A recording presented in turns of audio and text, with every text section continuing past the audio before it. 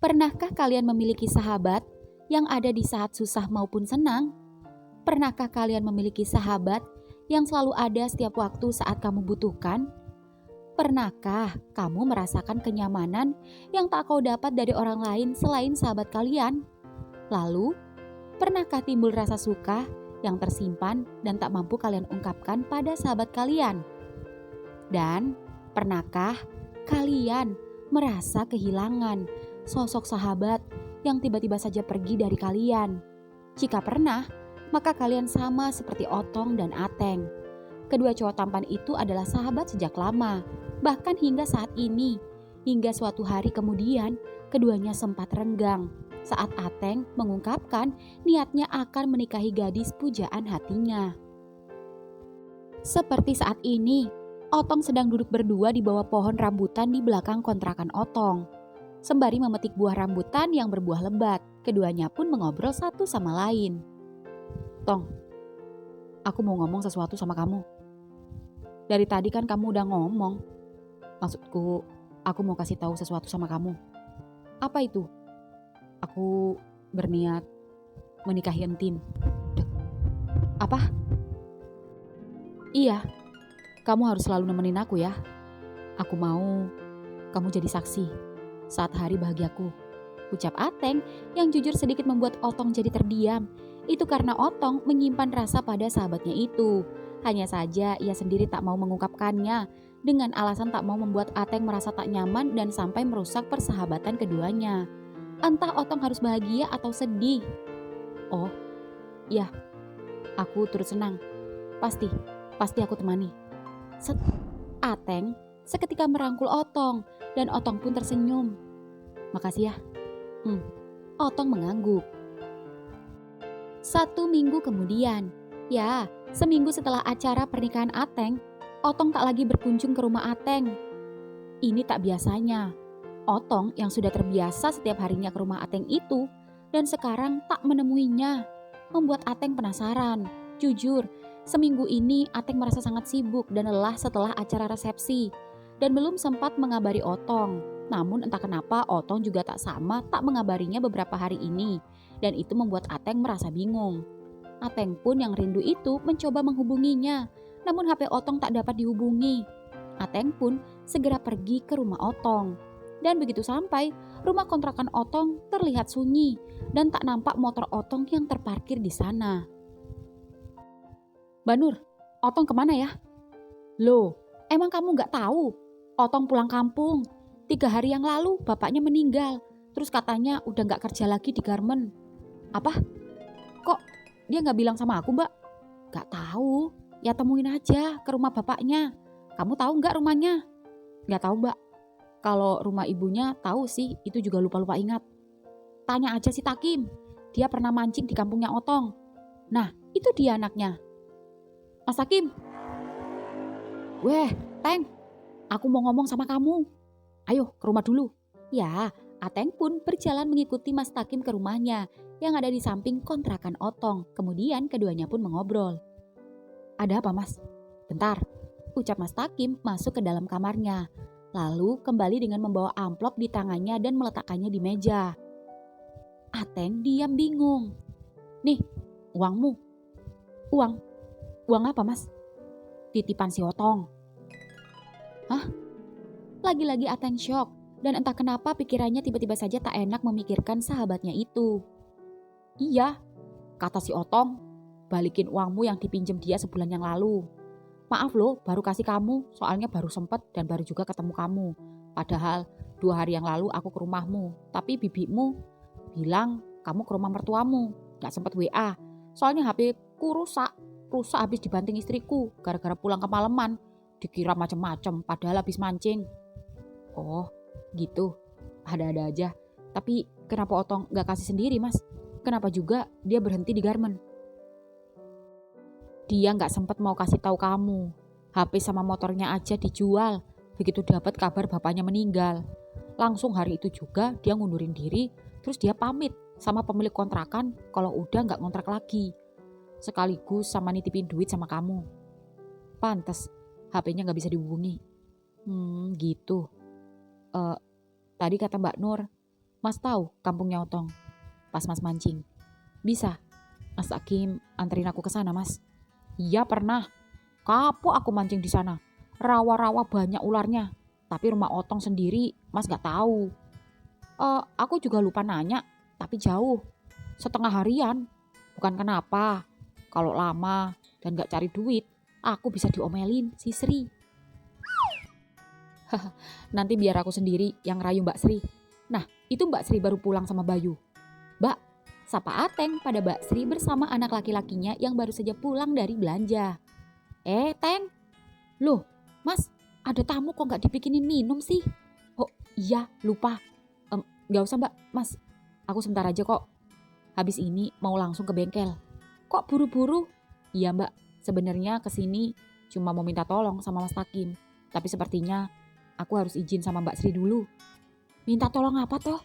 Kok kayaknya serius banget? Anu Mbak, aku mau minta anterin sama Mas Takim ke kampungnya Otong. Paling cuma sehari kok, boleh nggak? Aduh gimana ya, biasanya Bayu rewel, dikit-dikit cari bapaknya kalau nggak ada di rumah. Masa sih dek? Biasanya tak tinggal mancing nganteng-nganteng aja. Yang rewel malah emaknya gitu. Mbak Sri malu-malu, melotot pada Mas Takim yang ketakutan. Hehehe, tenang aja Mbak, biar gak rewel. Bayu, sini nak. Nih ambil, pakai beli jajan sama mainan. Biar gak rewel ya. Om pinjem bapakmu dulu ya. Seketika wajah Mbak Sri langsung sumringah. Makasih Om. Sama-sama. Seketika Mbak Sri langsung merampas uang di tangan Bayu dan cengenges-cengenges di depan Ateng dan suaminya. Ya sudah, biar Mbak yang atur, biar Bayu gak rewel. Bawa aja suamiku, jangankan sehari, sebulan juga gak apa-apa. Dasar mata duitan. Semua itu butuh duit. Ya, mau ngeyel kayak apa aja aku pasti kalah. Dah sana belanja, shopping. Jadi besok bisa antar aku ke sana Mas. Soalnya sekarang aku juga harus izin sama Entin dulu. Kalau aku sudah di ACC istriku, sekarang pun siap. Besok aja Mas. Selain aku harus izin Entin dulu, aku juga harus kasih tahu karyawan yang ada di bengkelku. Motoran apa naik angkot? Pakai mobilku aja Mas. Sekali-kali aku biar ngerasain naik mobil agak bagusan. Biasanya naiknya pickup truk. Biar punya aja pengalaman. Bisa aja Mas. Teng, aku boleh nanya sesuatu nggak sama kamu? Maaf nih, bukannya aku mau ikut campur urusan kalian berdua. Tapi aku cuma bingung aja. Tapi bukan gimana-gimana, cuma penasaran aja. Apaan sih Mas? Ngomong ngalor ngidul, langsung aja deh. Waktu aku mancing berdua sama si Otong, kan aku nggak sengaja tuh nanya sama dia, Tong, si Ateng udah mau nikah, kamu kapan nyusul? Terus dia jawab, aku suka laki-laki Mas. Hah? Teriak Ateng terkejut. Pasalnya selama ini ia tak tahu jika Otong suka laki-laki. Otong juga tak pernah bilang jujur kepadanya. Iya, lah emang dia gak cerita sama kamu? Kalian kan bestie, kok malah kamu kaget? Aku tuh penasaran, kalau selama ini dia pacaran sama siapa? Lawang selama ini deketnya sama kamu? Atau jangan-jangan? Ucap Mas Takim menatap Ateng dengan tatapan curiga. Mas, kenapa liatin akunya sampai kayak gitu? Aku normal Mas. Kalau enggak mungkin aku nikahin Entin. Iya juga sih. Lah terus dia pacaran sama siapa? Di Garmen cowoknya ada 5. Yang 3 udah kawin semua. Tinggal anak baru. Si Agus sama si Parman. Si Agus sudah punya pacar. Si Parman PDKT sama cewek Garmen sendiri. Lah terus sama siapa? Orang tiap hari dia mainnya sama kamu terus. Ya jangan nuduh aku Mas. Serius Mas.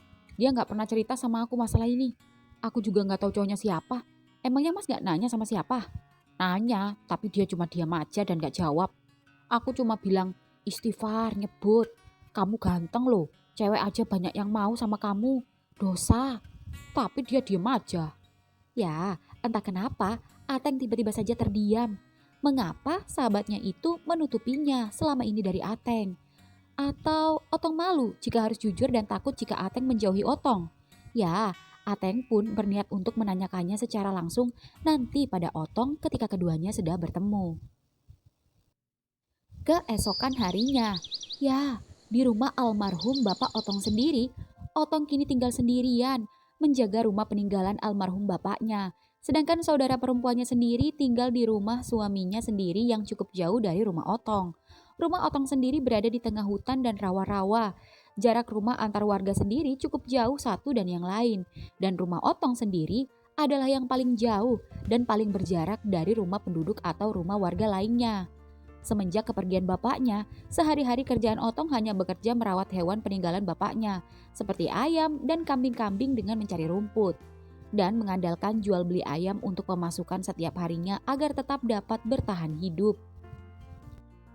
Tak hanya beternak, kadang di sela-sela kesibukannya, Otong yang memiliki hobi memancing sama seperti Mas Takim itu, selalu menyempatkan diri memancing di sungai yang tak jauh dari belakang rumahnya. Seperti saat ini, Otong sedang memancing sembari melamun memikirkan Ateng sahabatnya. Ya, jujur ada rasa bersalah karena pergi mendadak tanpa mengabarinya. Namun Otong merasa tak enak dan tak ingin membuatnya kepikiran, apalagi sahabatnya itu baru saja menikah. Otong tak ingin mengganggu kebahagiaannya.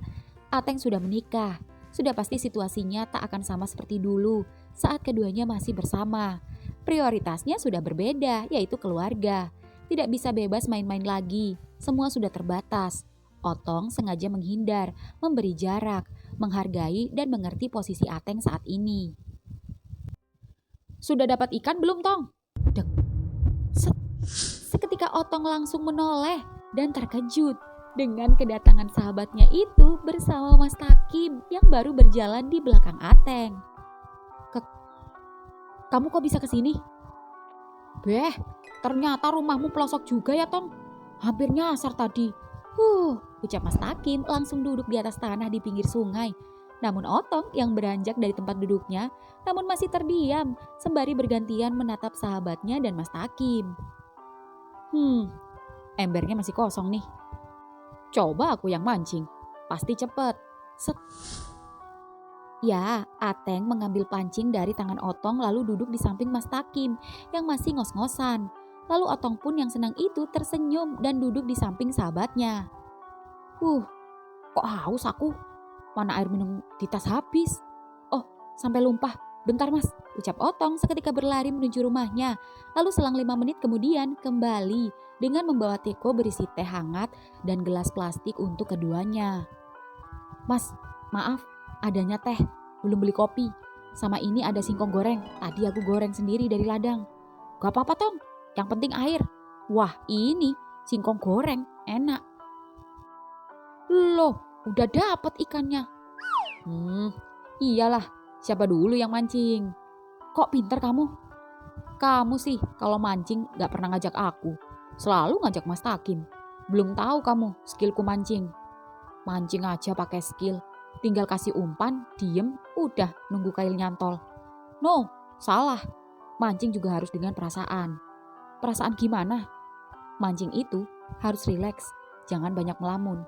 Dan jangan sampai pikiran kosong. Biar ember juga gak kosong. Bener juga sih. Mungkin aku banyak pikiran. Mikirin apa sih? Mas Takim tiba-tiba saja ngorok dan tidur kelelahan. Ya ampun. Dasar tukang tidur, ucap Otong saat melihat Mas Takim ketiduran. Tong, ya, kamu mikirin apa? Kamu masih kepikiran bapakmu? Oh, enggak kok, aku udah ikhlas. Terus kamu mikirin apa? Apa-apa itu jangan disimpan sendiri. Aku gak suka. Aku juga gak suka kamu tiba-tiba aja ngilang. Aku gak suka kamu asal ngilang dengan alasan bapakmu. Gak masuk akal. Bukan gitu. Aku gak ada HP. Makanya aku gak bisa kasih tahu kamu. HP sama motor aku jual untuk keperluan bapak. Dan sebagian aku bayarin utang sama kamu. Aku gak enak kalau harus pergi ninggalin utang. Ucap Otong yang membuat Ateng seketika menatapnya. Aku kan udah bilang. Aku ikhlas. Kamunya aja yang bandel. Dulu juga sebelum aku usaha bengkel, aku juga pernah minjem sama kamu. Ya tapi kan gak sebesar aku. Udah, gak usah bahas utang. Oh ya, nih, ambil. Set, ucap Ateng seketika mengambil sesuatu dari tasnya. HP? Iya, ambil dan pakai. Aku gak suka kalau lost kontak sama kamu. Beneran? Aduh, jadi gak enak. Lebih gak enak lagi kalau kita gak saling komunikasi, ya kan? Iya, makasih ya Teng. Aku gak tahu gimana cara balas budi sama kamu.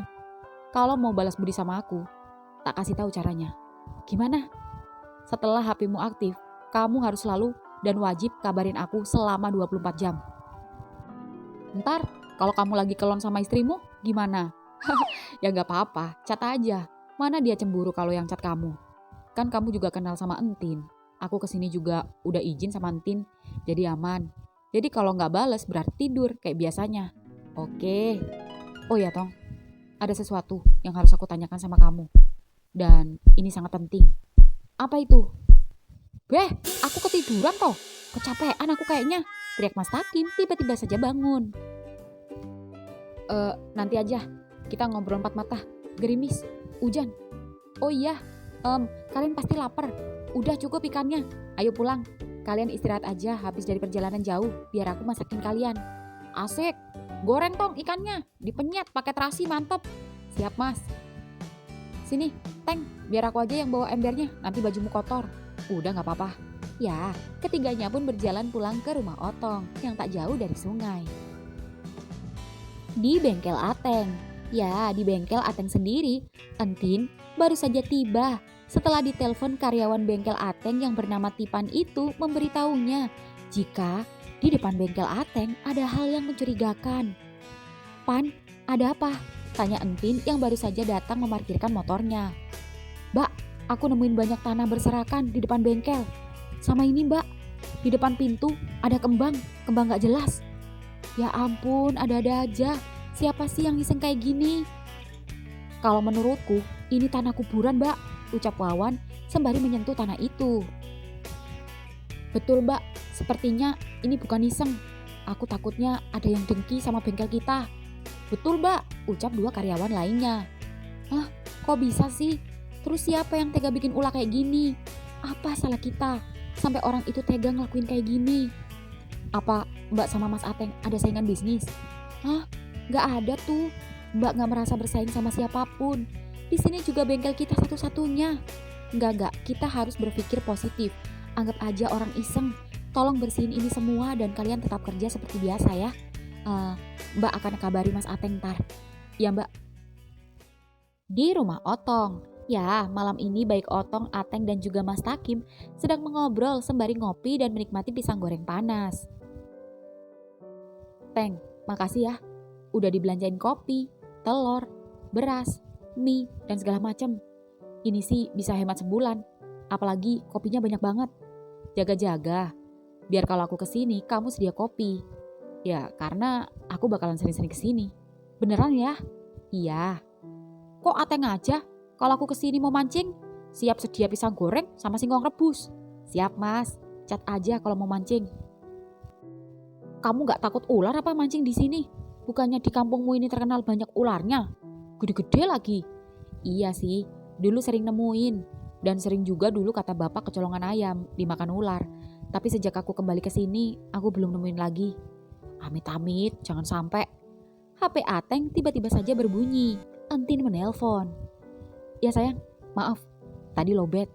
Iya, ini udah sampai kok. Tong, Mas, bentar ya. Ucap Ateng, izin keluar rumah sebentar mengangkat telepon dari istrinya. Sedangkan Otong dan Mas Takim masih di dalam sembari mengobrol berdua. Dan tak lama kemudian, Ateng pun kembali namun dengan ekspresi wajah yang berubah. Terlihat cemas, tak seperti biasanya. Ada apa, Teng? Tanya Otong yang paham betul ekspresi tak biasa sahabatnya itu.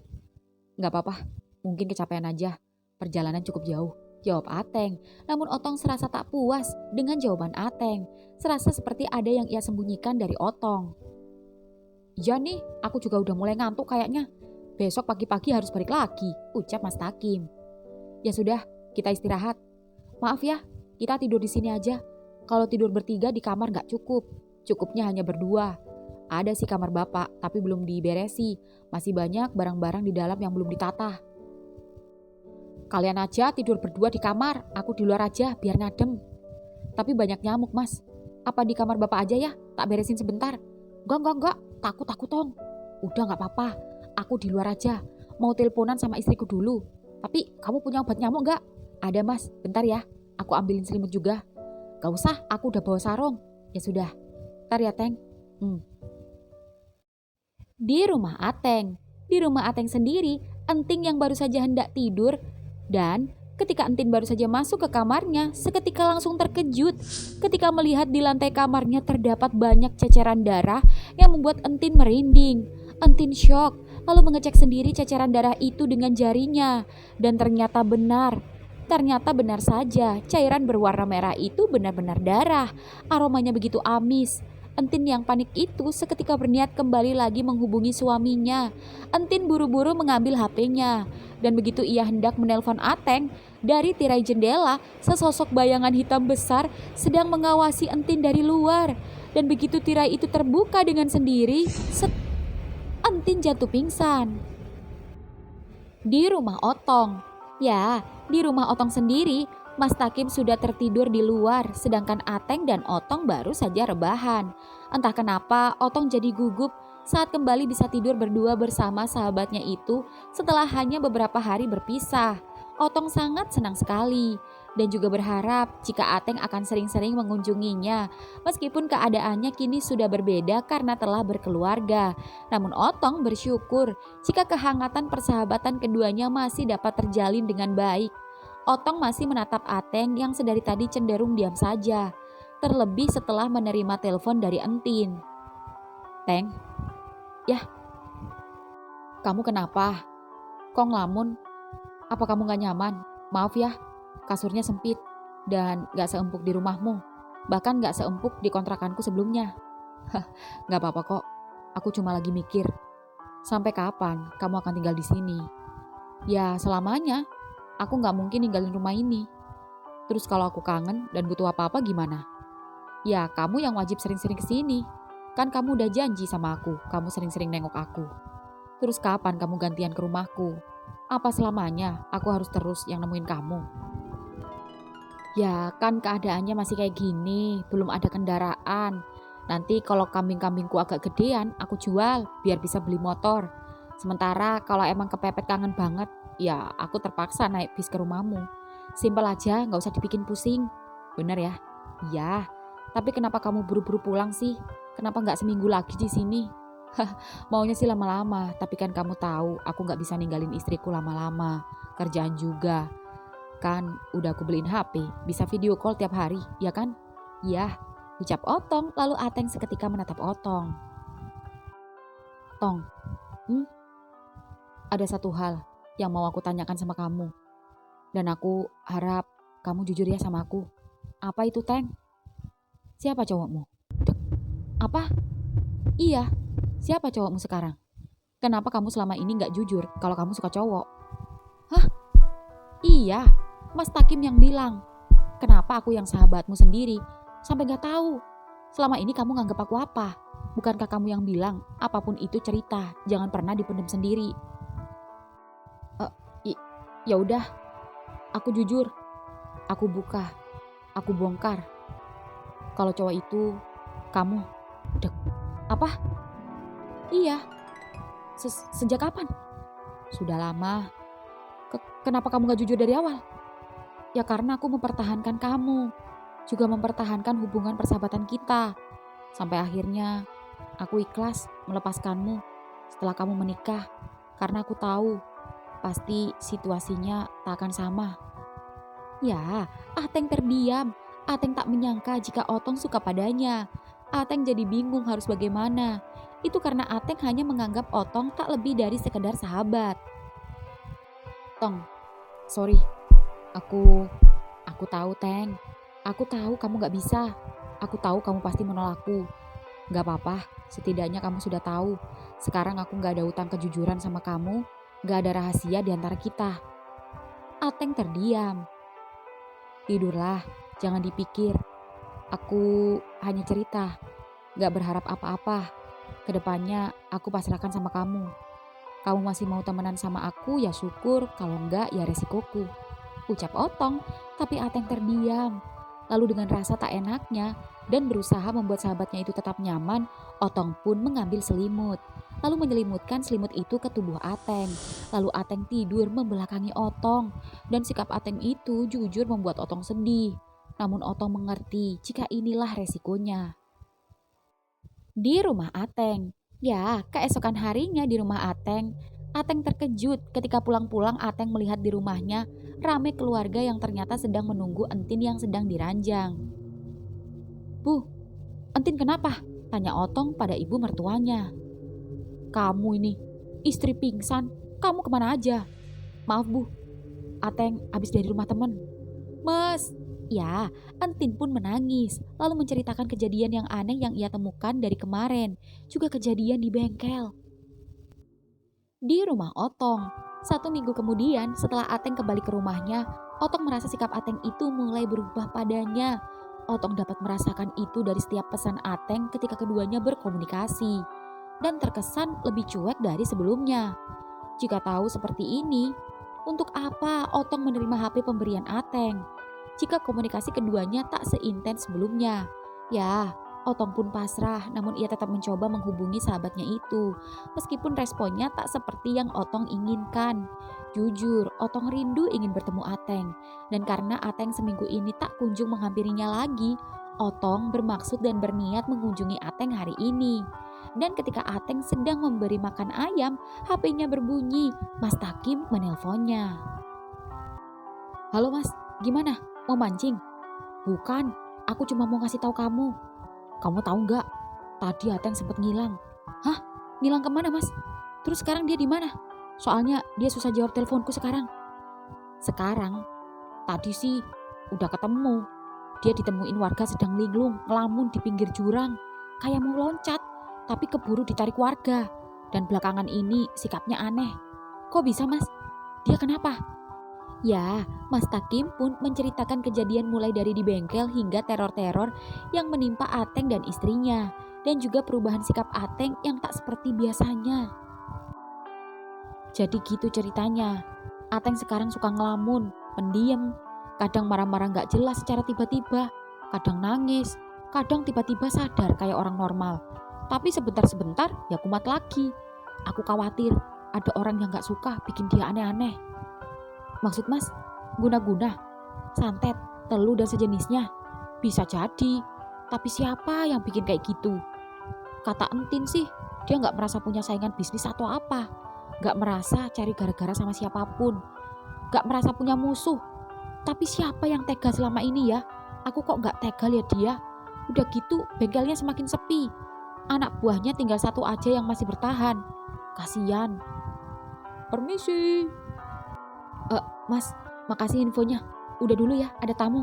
"Oh, oke. Ya, Otong pun segera ke depan rumah menghampiri 2 mas-mas yang masih duduk di motornya masing-masing. "Permisi, Mas Otong." "Ya, saya sendiri. Ada apa mas?" "Oh, saya mau nganterin motor buat Mas Otong." "Motor? Gak salah." "Enggak mas, ini dari Mas Ateng." "Hah? Iya, tanda tangan dulu ya mas, sama foto." Ya, Otong yang masih shock itu mau tak mau tanda tangan terima dan foto. Dan setelah menerima kunci dan surat-surat dan setelah mas-mas pengantar tadi pergi, Otong segera menelpon sahabatnya itu. Dan kebetulan Ateng mengangkatnya. "Sudah sampai?" tanya Ateng dengan suara berat. "Kenapa kamu kirimin aku motor?" "Biar kamu gak ada alasan gak bisa kesini. Aku pikir kamu marah sama aku, masalah aku jujur sama kamu." "Aku gak marah. Terserah saja kamu menyukaiku. Tapi maaf, aku hanya ingin berteman saja." "Gak apa-apa, kita masih bisa berteman saja, aku masih bersyukur. Tapi kenapa kamu harus membelikan motor? Ini terlalu berlebihan." "Aku tidak bisa menemuimu. Jadi aku berharap kamu yang menemuiku." "Kamu kenapa, Teng?" "Aku juga gak tahu aku kenapa. Belakangan ini, aku... Dengarkan aku, tenangkan pikiran. Jangan kemana-mana, saat ini juga aku akan ke sana." Ya, Otong pun menelpon kakak perempuannya, meminta izin dan menitipkan peliharaannya pada kakaknya sementara waktu, lalu meluncur ke rumah Ateng. Di rumah Ateng, ya di rumah Ateng sendiri, malam ini rumah Ateng terlihat cukup ramai. Itu karena para tetangga membantu Ateng yang baru saja jatuh masuk ke sumur tetangga yang masih ada di depan rumah Ateng. Dan saat ini masih dalam proses evakuasi. Otong baru saja datang dan menghampiri Entin yang sedang menangis. "Tin, ada apa?" "Mas Otong, Mas Ateng." "Ateng kenapa?" Ya, Otong pun terkejut lalu sigap membantu yang lain untuk mengeluarkan Ateng. Dan semua lega ketika Ateng masih bisa diselamatkan. "Teng, kamu ngapain sih? Pakai nyemplung segala?" marah Otong pada Ateng. "Kamu siapa?" "Dek." Ya, Otong pun terkejut ketika sahabatnya itu tak mengenalinya. Ateng yang kembali dibawa masuk ke rumah itu tiba-tiba saja berteriak kesakitan, lalu muntah darah hingga kemudian pingsan dan tak sadarkan diri. Ya, Entin pun menceritakan pada Otong semua yang mereka alami. Dan Otong juga melihat jika sudah 2 kali orang yang mengerti memberitahu jika ada yang hendak menghancurkan hidup Ateng. Semua itu dipicu masalah asmara, yaitu ada seorang laki-laki yang tak terima jika Entin menikah dengan Ateng. Otong yang menemani Ateng yang kini berbaring di ruang tamu beralaskan kasur lipat itu saat ini tak terasa meneteskan air mata. Tubuh Ateng cepat sekali kurus. Padahal Otong masih ingat betul saat masih berkunjung malam itu tubuhnya masih gagah, segar dan tampan. Tapi sekarang sahabatnya itu kering dan layu. Mengapa keadaan ini begitu cepat berubah seketika? Lagi-lagi air mata Otong deras. Apalagi ketika mendengar Entin dan orang tuanya yang saat ini bersitegang di belakang. "Buat apa kamu pertahankan Ateng, Tin? Dia sudah gila. Mau jadi apa kamu ke depannya kalau kamu masih sama dia? Suamimu sudah gak waras. Banyak sudah ibu dan bapakmu keluar uang membayar orang untuk mengobati suamimu. Tapi tak ada yang berhasil. Suamimu tetap gila dan makin parah." "Tapi Entin sayang Mas Ateng, Bu. Entin baru menikah. Entin gak mau meninggalkan Mas Ateng dalam keadaan kayak begini. Apalagi Mas Ateng gak punya siapa-siapa. Saudaranya aja gak peduli sama dia. Kasihan, Bu."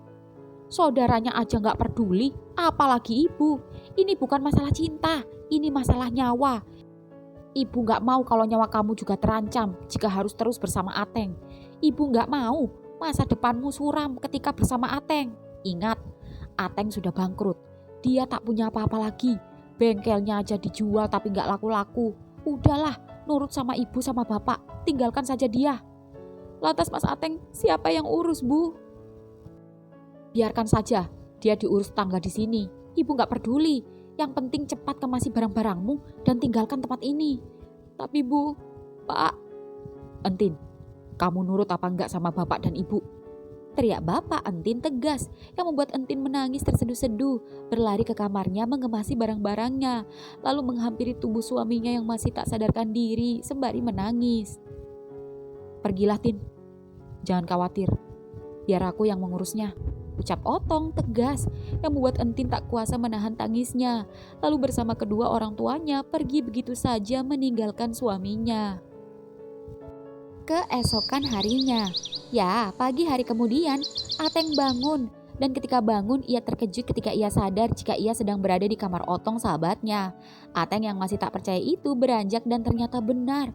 Ia sedang berada di rumah Otong. Lantas kemana sahabatnya itu? Ateng pun berjalan ke dapur saat mencium aroma masakan. "Tong, kamu masih ingat aku, Teng?" "Tentu saja. Bicara apa kamu ini? Kamu pikir aku pikun? Aku saja masih ingat kalau kamu naksir aku." "Dek," ucap Ateng yang membuat Otong jadi tersipu hingga gorengan tempenya hampir saja gosong. Beruntung saja Otong buru-buru membalikannya. "Lauknya sudah matang. Mulai sekarang kamu harus banyak makan. Tubuhmu sudah seperti tengkorak hidup." "Kenapa? Aku sudah jelek ya? Apa aku sudah tak menarik lagi di matamu? Apa kamu sudah tidak naksir aku lagi?" ucap Ateng lalu berjongkok dan mengambil satu tempe yang masih panas, mencocolnya pada sambal yang ada di cobek dan langsung menyemilnya. "Awas, panas." "Enggak kok, enak. Kenapa aku terasa lapar sekali ya? Bentar, aku ambilin nasi sama sayurnya. Habisin tempenya." "Kenapa aku bisa ada di sini, Tong? Seingatku, aku kemarin nganter Entin belanja. Kenapa pagi-pagi aku sudah di sini?" Masa kamu gak ingat Aku dan Mas Takim yang membawamu ke sini. Tapi Mas Takim sudah pulang langsung. Tenang saja, aku sudah izin sama Entin. Ucap Otong berbohong jika sebenarnya Otong menutupi kejadian sesungguhnya jika Entin telah meninggalkannya. Kok nggak diangkat-angkat ya sama Entin? Mungkin lagi masak atau ke pasar. Iya juga ya. Nah, ayo makan dulu. Ucap Otong memberikan piring berisi nasi dan lauk. Dan begitu sendokan pertama hendak masuk ke mulut Ateng. Piar. Teng, Otong panik saat melihat Ateng muntah darah. Piring pun jatuh. Aku kenapa lagi? Kenapa aku terus seperti ini? Ateng, Teng, tenang. Aku di sini. Ada aku. Aku janji, apapun yang terjadi, aku gak akan ninggalin kamu. Janji, jangan tinggalin aku. Ateng, iya, aku janji. Berjanjilah ke kamu, sahabat sehidup semati. Ucap Ateng dengan mulut yang terus memuntahkan darah. Aku berjanji, sehidup semati, sehidup semati. Bruk. Dan begitu Otong mengecek denyut nadi Ateng, Ateng telah mati. Ateng, Ateng. Di rumah Mas Takim. 1 minggu kemudian di rumah Mas Takim sedang makan siang bersama anak dan istrinya. Dan ketika sedang asik makan, permisi, Mas Takim.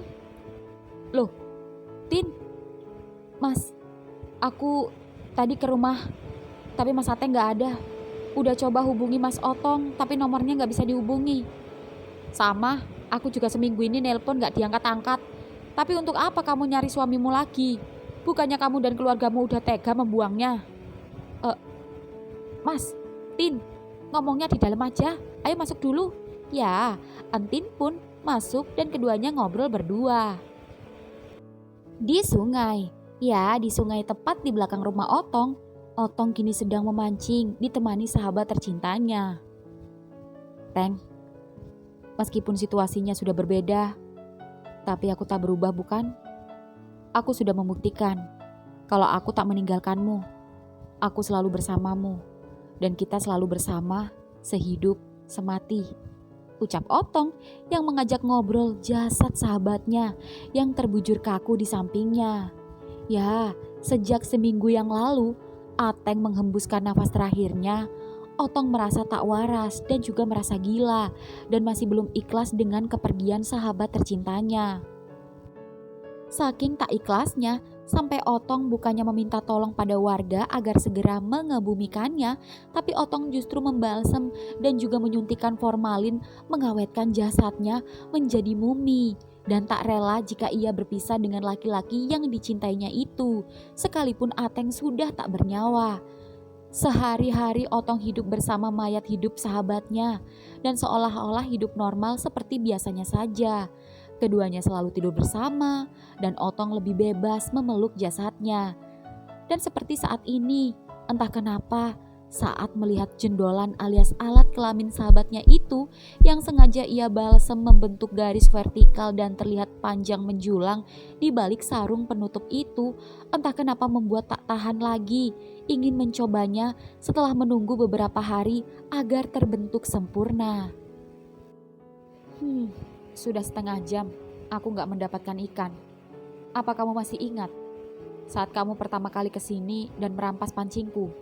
Kamu bilang memancing itu harus dengan perasaan. Aku sudah melakukannya, tapi ikan tak muncul ke permukaan. Dan ternyata aku salah. Aku emang memikirkan perasaan, namun yang muncul justru gairahku. Otong meletakkan pancingnya, lalu membuka kemeja mumi sahabatnya dan membuka sarung penutupnya. Pemandangan jasad kurus yang mengeras dengan batang yang berdiri panjang menjulang sekitar 20 cm itu membuat Otong tak tahan lagi. Otong membuka seluruh pakaiannya. Lalu tangan Otong meraba seluruh permukaan jasad yang kaku itu, mulai dari leher hingga turun ke batang kaku itu, meludahi dan mengelus-elusnya hingga basah merata. Lalu menaiki dan mengarahkan batang itu ke lubangnya. Teng, jika dengan hidupmu aku tidak dapat mendapatkan cinta dan tubuhmu, maka dengan matimulah aku bisa mendapatkanmu. Ah, Teng. Keras, padat, kencang, panjang. Jasadmu memang tak dapat bergerak, tapi biar aku yang menggerakkan. Ateng, meskipun kamu diam tak bersuara, tapi aku yakin dalam diammu kamu menikmatinya. Menikmati lubang sahabat yang sudah lama menginginkanmu semasa hidupmu dan baru bisa mendapatkannya di saat matimu. Ya, Otong menaik turunkan bokongnya dengan sedikit memutar-mutar, menikmati batang keras seperti kayu, namun terasa nikmat itu, sembari terus berbincang dengan sahabat tercintanya itu. Teng, kamu tahu, jika dulu setiap malam aku selalu membayangkanmu seperti ini, kamu tahu betapa bahagianya aku saat merasakan punyamu yang keras ini mendobrak-dobrak prostatku. Kamu tahu betapa aku menikmatinya. Dan apakah kamu tahu jika aku sudah tak tahan? Teng, aku mau keluar. Aku tak sanggup. Tapi aku takut ini patah. Tapi semakin kencang aku menaik turunimu, semakin nikmat saja. Entah kenapa punyamu semakin membesar. Dia bergerak. Dia menusuk-nusuk. Dia hidup. Dia tidak mati. Sehidup, semati. Sehidup, semati. Sehidup, Seketika seekor ular kobra mematok punggung Otong. Cups. Otong pun jatuh bersandar di dada Mumi Ateng. Setelah sempat mengecup bibir Ateng, Otong pun menghembuskan nafas terakhirnya. Menyusul Ateng dengan posisi memeluk Mumi Ateng dan dengan masih batang yang tertancap di lubang Otong. Otong! Mas Ateng! Teriak Entin saat melihat tubuh keduanya dililit oleh ular piton yang melingkar. Sehidup, semati. Sad ending.